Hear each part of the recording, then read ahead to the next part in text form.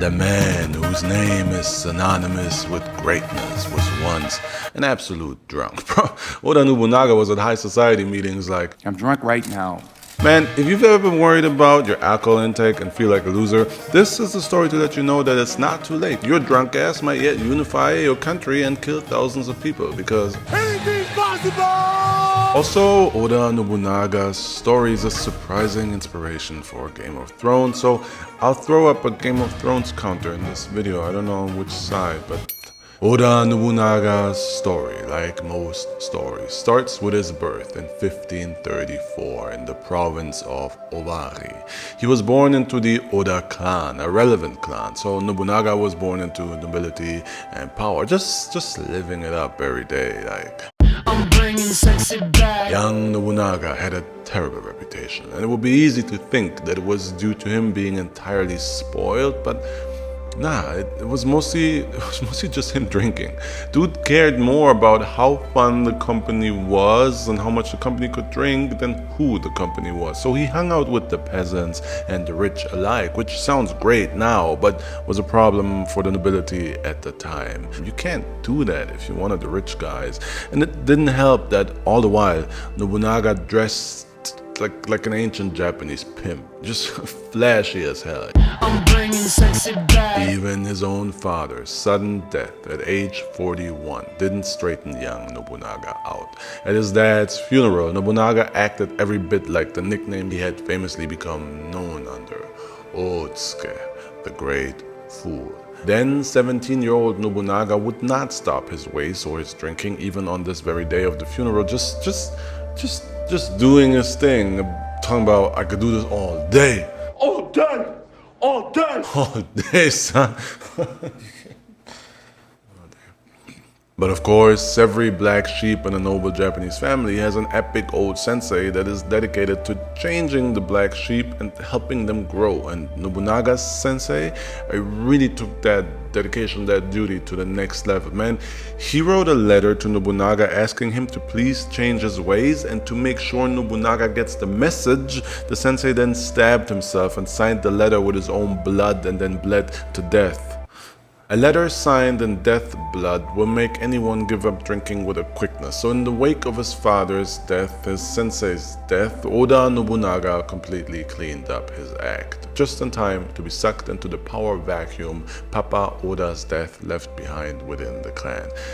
And I like to take a step back here to highlight how cliche this power vacuum really was, this conflict of succession.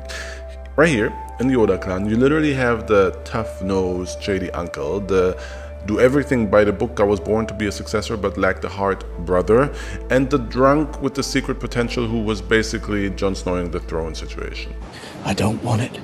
That's Oda Nobunaga. Of course, since this video is about Oda Nobunaga and not his uncle nor his brother, neither his uncle nor his brother survived this internal Game of Thrones, and with that, by 1559, at 25 years old, Oda Nobunaga was the head of his clan, aka Daimyo Oda Nobunaga.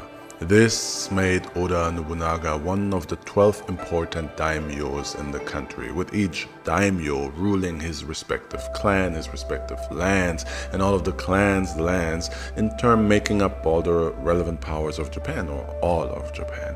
Technically, all these daimyos were ruled over by the shogun, who himself was ruled over by the emperor, but the emperor at the time was really just a figurehead like the queen, and the shogun's power was dependent on the daimyos and their clans falling in line. But the shogun family was coming fresh off a devastating civil war that led to a period of time known as Sengoku Jidai, aka the Warring States period, a time period in which the daimyos and the clans had become far too powerful for the weak shogun to wield any authority over or to make them fall in line, aka Japan was divided, far from unified, and the country was completely decentralized, and all of that was very political, very complicated. Let me make it easier.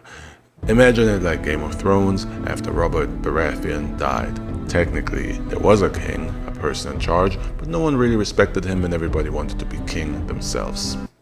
And everybody who didn't watch Game of Thrones is like, yeah, thank you. That really cleared things up. Thanks a lot, Priest. But this ancient Japanese tale was Game of Thrones on steroids, with 12 powerful dudes fighting over the throne, and so the period genuinely earned its name of warring states because it was straight up chaos. But Oda Nobunaga, he knew Chaos is a ladder. so Nobunaga started climbing that ladder by taking out one daimyo after the other, and not necessarily simply by warfare. Nah, Nobunaga was slick with it. Here's how he defeated one of his opposing daimyos, the lord of the Saito clan. Nobunaga was married to the daughter of Lord Saito. Political marriage, and no love lost here. And for 2 months, Nobunaga snuck out at night until his wife finally caught on, thinking her man's cheating. Then Nobunaga told his wife, "Listen, I didn't want to tell you this, but I don't want you to think I'm cheating. It's nothing like that. It's actually, I've been planning to kill your dad, so I was writing letters with your uncle who are gonna light a great fire on the day we plan to attack and kill your dad. So I was sneaking out to see if the fire is lit yet so that I can kill your dad." It's way better than cheating. What were you thinking? Also, add that to the Game of Thrones counter. You know, tower, candle, if you know, you know. So Oda Nobunaga made his wife promise not to tell anyone, so his wife promised not to tell anyone and then wrote a letter to her dad to tell him. Then her dad, Lord Saito, had the uncles, his brothers, killed for treachery, which of course weakened his own Saito clan, and that was Nobunaga's plan all along, because now he could take over the weakened Saito clan with easy money sniper, you get me? Nobunaga overthrew other clans with similarly clever tactics. The Imagawa clan, for example, outnumbered the Oda clan and was invading the Oda lands. So Nobunaga laid a trap by sending a small portion of his troops into an irrelevant battle against the Imagawa, while setting the battle camp up to make it seem like this small portion was actually the advanced force of his entire army, and he did that by lighting double the amounts of fires in the camps and using other visual trickery. So then the Imagawa scouts reported that the Oda clan's entire army was engaged in this particular battle, and they seized the moment to carelessly invade the heart of the Oda clan lands with the bulk of their army, just thinking, winning.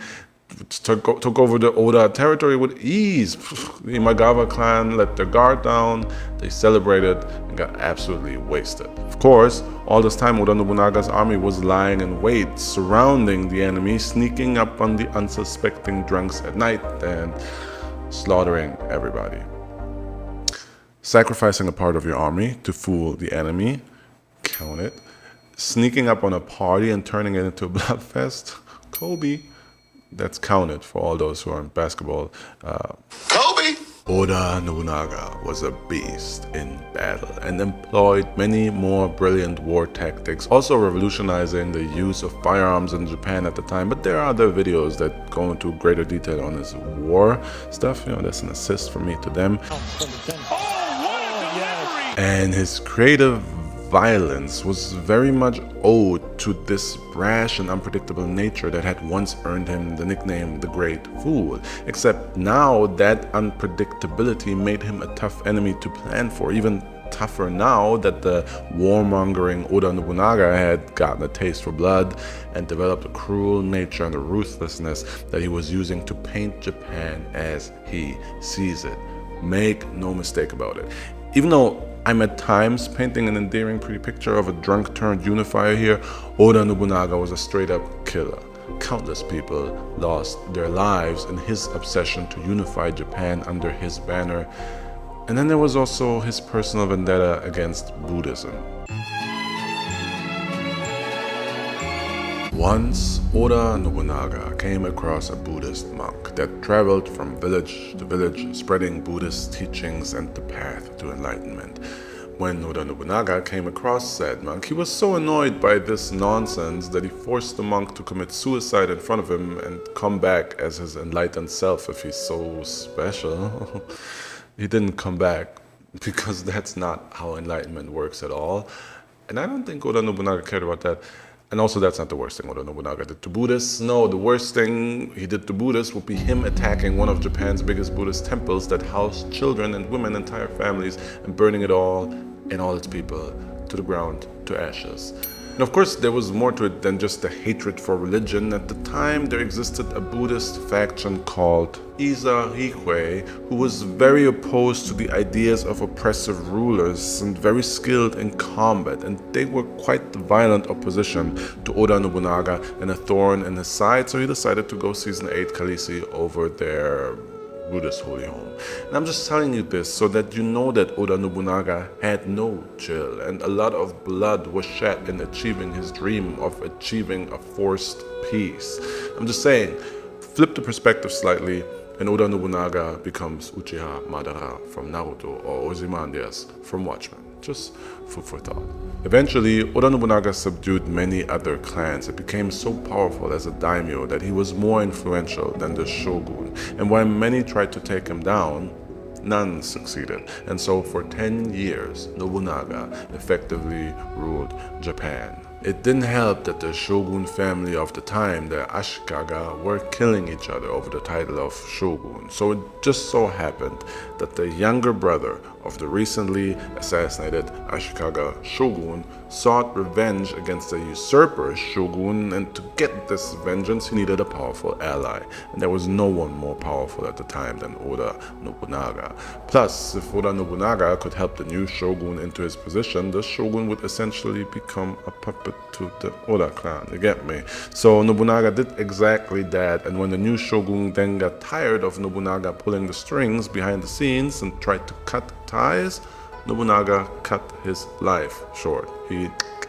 The shogun. So yeah, even the shogun wasn't safe from Oda Nobunaga, man. The dude was becoming insanely powerful, and he was becoming a problem for every other daimyo. The Oda clan was constantly involved in battles against the other clans, but even when Oda Nobunaga's power, skill, or ruthlessness didn't prevail, the dude even had luck on his side.